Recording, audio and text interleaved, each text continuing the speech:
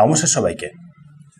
দুদিন আগে আমি আপনাদের জানিয়েছিলাম যে পাকিস্তানের এবার প্যানিক করাটা শুরু করে দেওয়া উচিত, কারণ আমাদের ভারত অলরেডি পিনাকা 3 মানে 120 কিলোমিটার রেঞ্জের পিনাকাকে তৈরি করে ফেলেছে। Pinaka multi barrel rocket system, যার মাধ্যমে আমাদের ভারত নিজেদের দেশের মধ্যেই বেশ অনেকটা ভেতরে থেকেই পাকিস্তানের যতগুলো সব ইম্পর্টেন্ট প্লেসগুলো রয়েছে সেসব জায়গাকে টার্গেট করতে পারবে। নাও এবার দেখুন, খবর আসছে যে আমাদের ভারত পিনাকা 4 এর ওপরেও কাজ করা শুরু করে দিয়েছে। পিনাকা 4 মানে হচ্ছে 300 কিমি রেঞ্জের Pinaka multi barrel rocket system আমাদের ভারতের ডিআরডিও তৈরি করছে। দেখে নিন, ক্লিয়ারলি বলে দেওয়া যে DRDO actively developing the next generation Pinaka 4 300 kilometre রেঞ্জের। দেখুন এখানে ক্লিয়ারলি ডিফারেন্সেসটা দেখানো হচ্ছে। পিনাকার ক্ষেত্রে 120 কিলোমিটার হচ্ছে ম্যাক্সিমাম রেঞ্জ, সেখানে পিনাকা 4 হবে 300 কিমি। তার উপর হচ্ছে পিনাকার ওয়ারহেড ক্যারিং ক্যাপাসিটি হলো 100 কেজির মতন, সেখানে হচ্ছে পিনাকা 4 250 কেজির মতন ওয়ারহেড ক্যারি করতে পারবে। পিনাকা আবার যেমনটা আপনি হয়তো জানবেন যে একটা টোটাল পিনাকার ব্যাটারির মধ্যে 6টা করে লঞ্চার থাকে, প্রত্যেকটা লঞ্চারে আবার 12টা করে পিনাকার রকেট, মানে হচ্ছে একটা টোটাল ব্যাটারিতে 72টা টোটাল রকেট, যেগুলোকে আবার মাত্র 44 সেকেন্ডের মধ্যেই ফায়ার করা যায়, যেগুলো আবার টোটাল 1 স্কোয়ার কিলোমিটার এরিয়াকে নিমিষের মধ্যেই ধূলিসাৎ করে দিতে পারে। পিনাকা 3 দিয়ে অলরেডি আমাদের ভারত পাকিস্তানের বেশ কতগুলো ইম্পর্টেন্ট প্লেসগুলোকে 1 স্কোয়ার কিলোমিটার করে ধূলিসাৎ করে দেওয়ার মতন ক্ষমতাটাকে অর্জন করে ফেলেছিল। নাও এখন আবার সেই ক্ষমতাটা ইনক্রিজ হয়ে গিয়ে টোটাল 300 কিলোমিটার রেঞ্জের মধ্যে। দেখুন পুরো ব্যাপারটা বুঝে নিন, কত কিছু ইম্পর্টেন্ট এখানে আরও ইনক্লুড হবে, কতটা এই নর্মাল রকেটগুলোই মিসাইলের মতনই কাজ করবে জেনে নিন সেটা। নর্মাল দেখুন, একটা মিসাইল আর একটা রকেটের মধ্যে মানে পিনাকা রকেটগুলোর মধ্যে তফাৎটা কি হয়। প্রথম তফাৎটা হলো, নর্মাল একটা মিসাইলে একটা ডেডিকেটেড ইঞ্জিন থাকে, মানে ধরুন আমাদের যে ব্রহ্মসে র্যামজেট ইঞ্জিন ইউজ করা হয়, যার জন্য ব্রহ্মসটা অতটা ফাস্ট স্পিডটা অ্যাচিভ করে। তারপরে হচ্ছে আবার মিসাইলগুলো স্যাটেলাইটের মাধ্যমে অপারেট করা হয়, স্যাটেলাইটের মাধ্যমে নিজের টার্গেটগুলোকে খুঁজে বার করে। তার সাথে আবার মিসাইলগুলোর মধ্যে dedicated radar, homing system, heat seeker ইত্যাদি যাবতীয় যা যা জিনিস হয় সব কিছুই ইনক্লুডেড থাকে।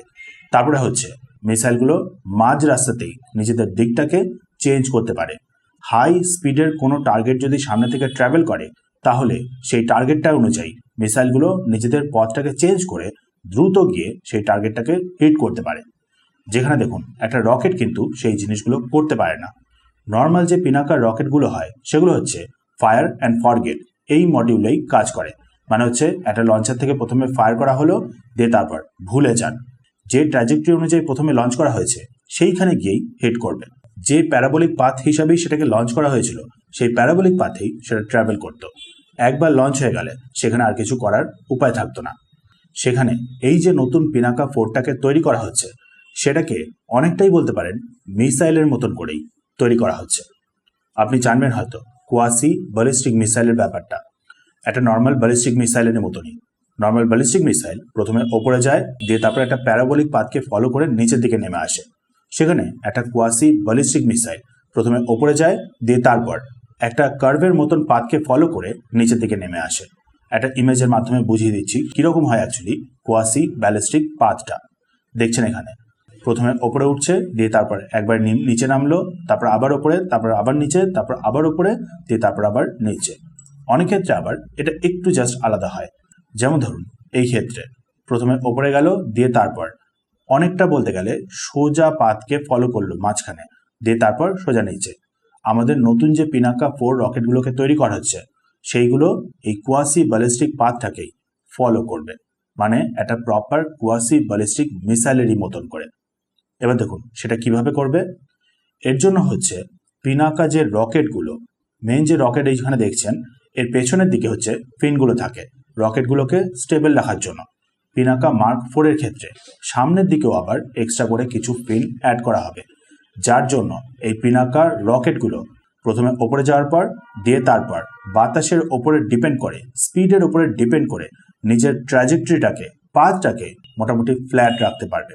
যেমন এই ইমেজে দেখালাম ঠিক এরকম করেই প্রথমে ওপরে যাবে, দিয়ে তারপর সামনে থাকা ফিনগুলোর কারণেই প্রায় একটা সোজা ট্র্যাজেক্টরিকে ফলো করতে পারবে, যার ফলেই অ্যাকচুয়ালি আমাদের এই নতুন পিনাকা রকেটগুলো র্যাডারে সহজে ধরা পড়বে না।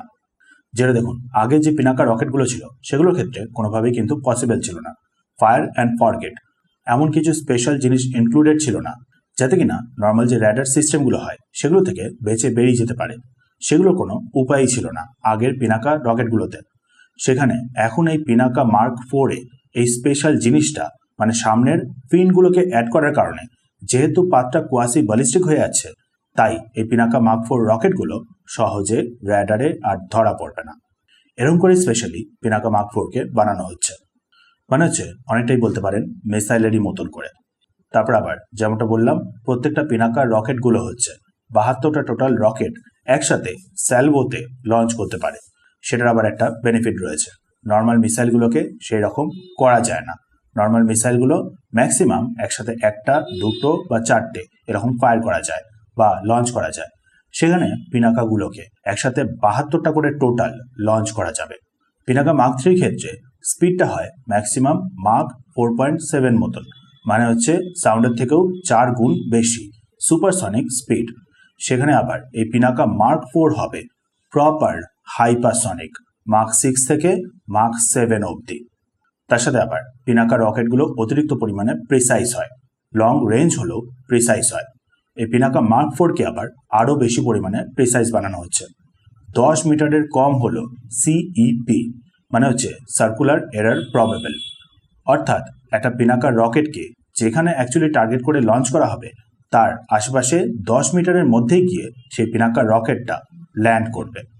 যত রকমের স্টেবল হাই ভ্যালু টার্গেটগুলো রয়েছে সেই সব কটাকে এই পিনাকা 4 হিট করতে পারবে।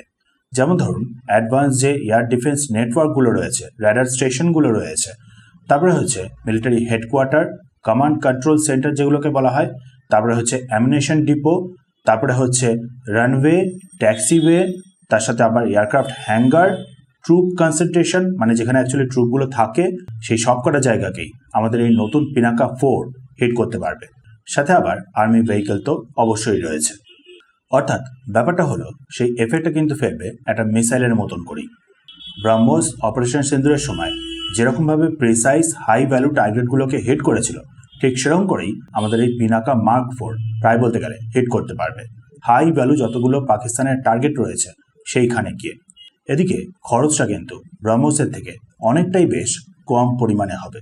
একটা ব্রহ্মোসের প্রাইস হলো 30 থেকে 40 কোটি টাকার মতন, মানে 4 থেকে 5 মিলিয়ন ডলার। সেখানে একটা পিনাকা রকেটের দাম হলো 20 থেকে 30 লক্ষ টাকা মাত্র, মানে হচ্ছে 25 থেকে 35,000 ডলার। বুঝতেই পারছেন ব্রহ্মোসের প্রাইসের একটা জাস্ট ফ্র্যাকশন, 1/15 না। যদিও ব্রহ্মোসকে রিপ্লেস করাটা পসিবল না, ব্রহ্মোস যেগুলো করতে পারে সেগুলো অন্যান্য রকেট সিস্টেমগুলো করতে পারবে না। বাট তবুও আমাদের এই নর্মাল পিনাকা মার্ক 4-ই কিন্তু অনেকটাই বলতে গেলে সেই এফেক্টটা ফেলতে পারবে। তারপরে হচ্ছে আমাদের যে কোয়াসি ব্যালিস্টিক মিসাইল মানে হচ্ছে প্রলয় রয়েছে, সেটাকেও কোনোভাবে রিপ্লেস করাটা পসিবল না। সেটা হচ্ছে অনেকটাই হেভি পেলোডকে ক্যারি করতে পারে, 500 থেকে 1000 কেজির মতন করে।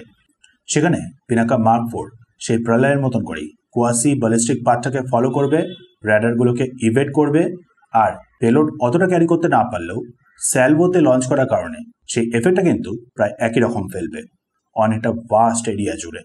300 কিলোমিটারের মধ্যে একটা ব্রহ্মোস মিসাইল বা প্রলয় কোয়াসি ব্যালিস্টিক মিসাইল যতটা এফেক্ট ফেলতে পারবে, বলতে পারেন প্রায় সেরকমই একটা এফেক্ট ফেলতে পারবে আমাদের এই নতুন পিনাকা মার্ক 4 300 কিলোমিটার রেঞ্জের রকেট সিস্টেম। অর্থাৎ হলো 300 কিলোমিটার রেঞ্জের মধ্যে পাকিস্তানের যতগুলো ইম্পর্টেন্ট সিটিগুলো রয়েছে, যেমন ধরুন লাহোর, সিয়ালকোট, ইসলামাবাদ বা রাওয়ালপিন্ডি, ফয়সালাবাদ, গুজরানওয়ালা, সরগোদা, বাহাওয়ালপুর, পেশাওয়ার, এই সব কটা খুবই ইম্পর্টেন্ট যে শহরগুলো রয়েছে। লাহোর তো আবার পাকিস্তানের সেকেন্ড লার্জেস্ট শহর। এই সব কটাই আমাদের ভারতের এই পিনাকা মার্ক 4-এর রেঞ্জের মধ্যে চলে আসবে। তার উপর আবার জানবেন ভালো মতো করে পাকিস্তানের খুবই ইম্পর্টেন্ট টেরর ক্যাম্পগুলো অপারেশন সিন্দুরের সময় যেগুলোকে টার্গেট করা হয়েছিল, যেমন ধরেন মুরিদকে, বাহাওয়ালপুর, সিয়ালকোট, এই সব কটাকেই আমাদের ভারত এবার ব্রহ্মোসকে বাদ দিয়ে নর্মাল এই পিনাকা মার্ক 4 রকেটের মাধ্যমেই হিট করতে পারবে। তা আবার সেই প্রেসাইজভাবে। পাকিস্তানের পুরো যে নর্দার্ন সাইডটা তার প্রায় বেশ অনেকটাই আমাদের এই পিনাকা মার্ক 4 নর্মাল রকেটটাই কভার করে ফেলতে পারবে। এই রকেটটা পাকিস্তানের খাইবার পাখতুনখোয়া অবধি পৌঁছে যেতে পারবে। পাকিস্তান অকুপাইড পিওকে তো পুরো রেঞ্জের মধ্যে, তারপর আবার পাকিস্তানের পুরো পাঞ্জাব প্রভিন্স, পুরো সিন্ধ এই রকেটটার রেঞ্জের মধ্যে। মানে বেসিক্যালি ব্যাপারটা হলো ছোট প্যাকেজ, বাট অনেকটাই বেশ বিশাল এরিয়া জুড়ে ধামাকা। আমাদের ভারত আবার এই পিনাকা মার্ক 4 রকেটের মাধ্যমে নিজেদের দেশের মধ্যে ইন্টারন্যাশনাল বাউন্ডারি থেকে অনেকটা ভেতরে থেকেই পাকিস্তানের এই যত ইম্পর্টেন্ট শহরগুলো রয়েছে, পাকিস্তানের এই যত ইম্পর্টেন্ট টেরর ক্যাম্পগুলো রয়েছে, সেইগুলোকে হিট করতে পারবে। বর্ডারের সামনে ডিপ্লয়মেন্ট করার প্রয়োজনও পড়বে না। যেটা দেখুন, পিনাকা 120 কিমি রেঞ্জের যেটা, সেটার মাধ্যমে অলরেডি আমাদের ভারত করার ক্ষমতাটা অর্জন করে ফেলেছিল। সেখানে এখন আবার 300 কিলোমিটার রেঞ্জের, মানে আরও ভেতরে আরও সেফভাবে ডিপ্লয় করে আমাদের ভারত পাকিস্তানের খুবই ইম্পর্টেন্ট প্লেসগুলোকে টার্গেট করতে পারবে। আমাদের পিনাকা থাকবে S-400-এর প্রোটেকশনের আন্ডারে। এদিকে পাকিস্তানের পুরো অনেকটাই বেশ বড় এলাকা এই পিনাকা মার্ক 4-এর টার্গেটের মধ্যে চলে আসবে। খুবই কস্টলি একটা এয়ারক্রাফট বা খুবই কস্টলি ক্রুজ মিসাইল যেমন ব্রহ্মোস, অথবা খুবই কস্টলি ব্যালিস্টিক মিসাইলকে ফায়ার করার জন্য কোনো প্রয়োজনই পড়বে না। আশা করি বুঝতেই পারছেন তাহলে কতটা স্পেশাল এই আমাদের ভারতের নতুন পিনাকা মার্ক 4টা।